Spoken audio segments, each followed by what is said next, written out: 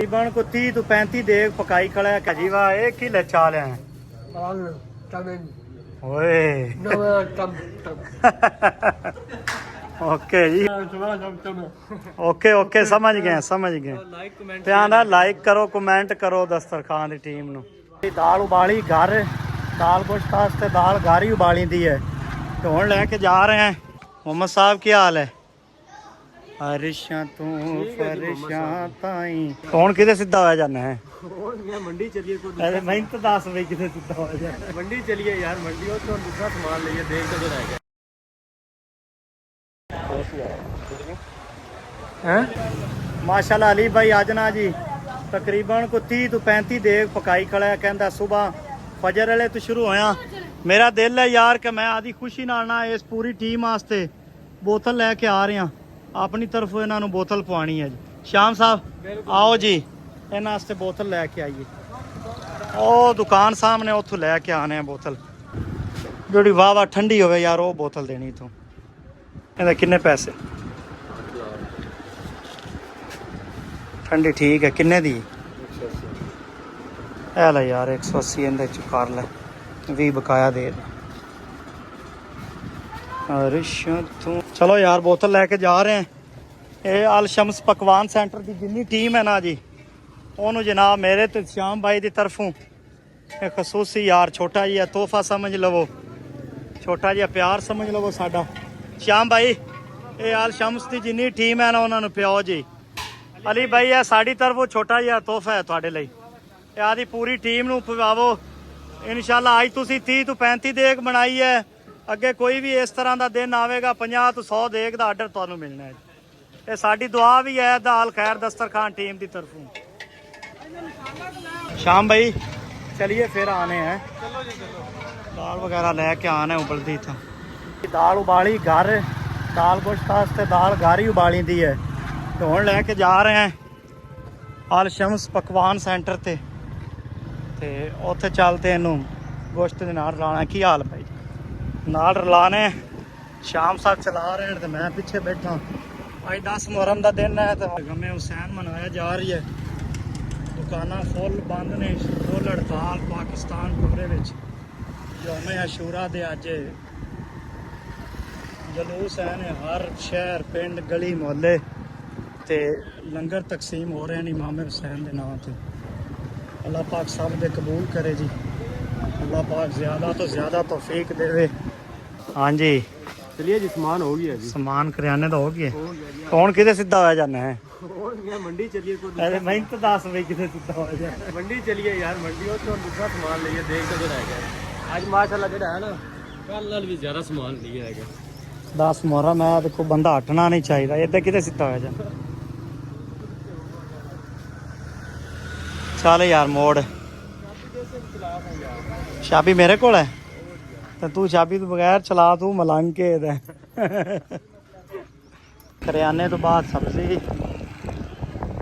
सब्जी मंडी चो मसाले वगैरह लगे उस तो बाद चलांगे गोश्त वाले को गोश्त लैके तो सीधा जनाब उठ अपनी दस्तरखान वास्ते ना 1 नंबर पानी यार शे चल वाह जी वाह एक ही ले चाल है ओए ओके जी ओके ओके समझ गए ध्यान है लाइक करो कमेंट करो दस्तरखान की टीम नु टमाटर केज है पांदा पिया भला ओए टमाटर केज है सोने सोने पा टमाटर सोने सोने पा शाम डेली यही देख रहे जी हाँ इनका खास ख्याल रखना है सारे ने आधा किलो टमाटर कार जमान यार अंदर किसले वीडियो लाना हो फौरी टैच हो जाता शाम है तेरा बेली की करता है इंजॉय ना कर जल्दी कर जा तो देख पकानी है तू मजाक समझी खड़ा है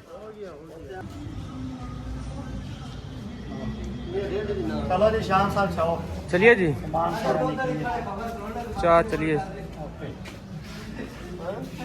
प्याज भी आप वो नहीं है अपने प्याज नहीं यार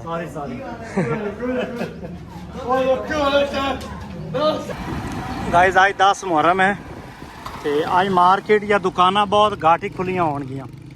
ਕੋਈ ਕਲੀਲੀ ਦੁਕਾਨ ਵੇਖਦੇ ਪੈਣੇ ਨਾ, ਹਰ ਤਰਫ ਦੁਕਾਨਾਂ ਬੰਦ ਹੈ ਨੇ। दसर भाई की हाल भी ऐसे ठीक है। और शाम साहब इतने रहो फिर हैं। अल खैर दस्तरखान जिस तरीके नाल लोग यार दुआवां देंदे ना साडू, अल्लाह पाक यार उन्हां सारियां ते भी खैर रखे।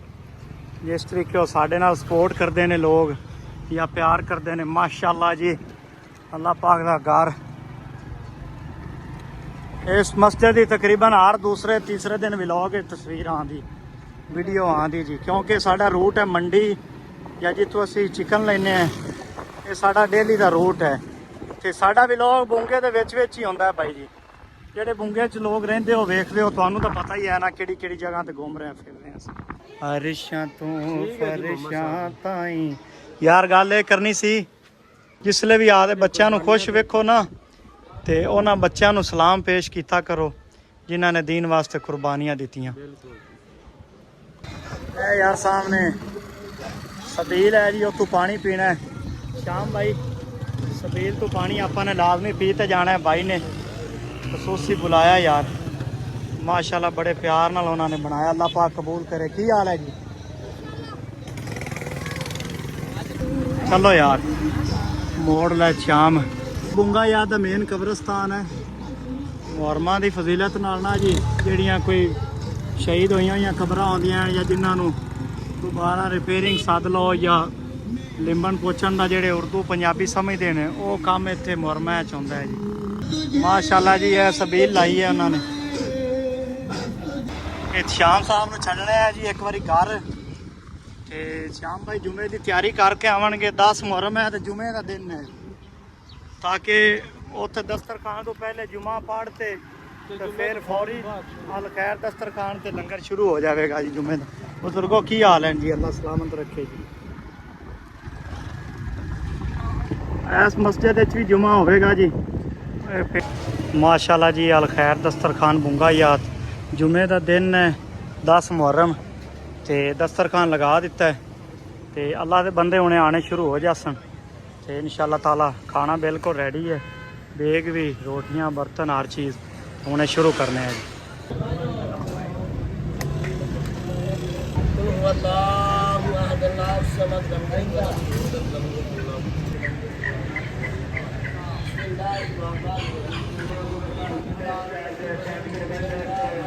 शबीर भाई अदर मदर भाई उन्होंने गुजर फैमिली ने आज सारा खसूसी सावन किया है।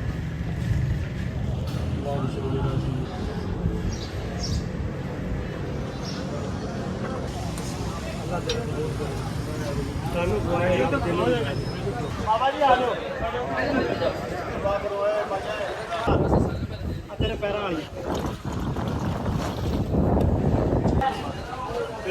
हाँ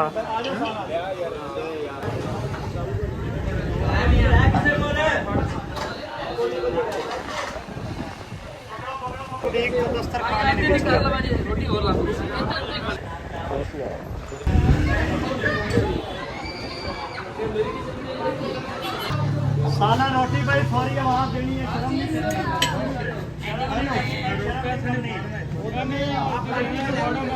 वसी लंगर है वसी। आ पकड़ भाई सालन पा इतने पा दे रख 4-5 जो नवे आते जाने बाल होना है इन्हें पा किन्ना है।